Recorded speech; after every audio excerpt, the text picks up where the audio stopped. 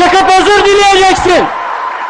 Bu çocukları katlettiğin için özür dileyeceksin. Sana düşen budur. Sen bize hakaret edemezsin.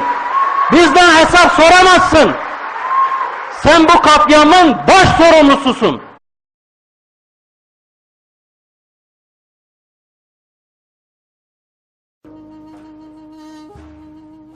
بباره دلوپا داوی و از بسیوانم من جسارت قاضی ہے زانی te çıraya pencan ji bîr kir lê çar çıra têrê nekir axir xwedê riyek vekir zanî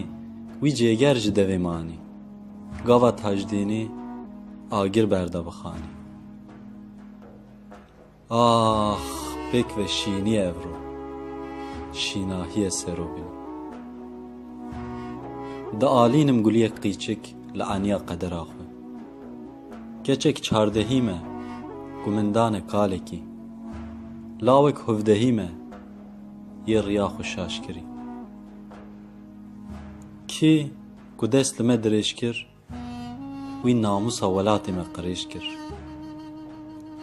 Kurdistan tu avekî ji ava Kewserê Kurdistan êşên te reş kenên te spînîn e bes gewrin dubare gewr sêbare û herbare bila bibihîzin zalimana û bizanibin ne sed ku bibe 100,000 sal jî wê tola axa min were hildan bila dîsa zanibin ne bêcîh û bêwarim ne jî li we hewarim erza Xwedê gihîşte min wa çiya di rêzên e hemd û sena ewrek ji ewrê gewrek ji gewrê gewrek dubare sêbare û herbare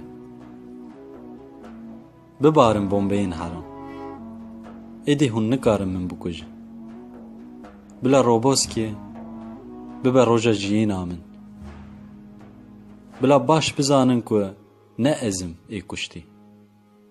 zanibin ku ew in ên fetisî dibin zilma Xwe de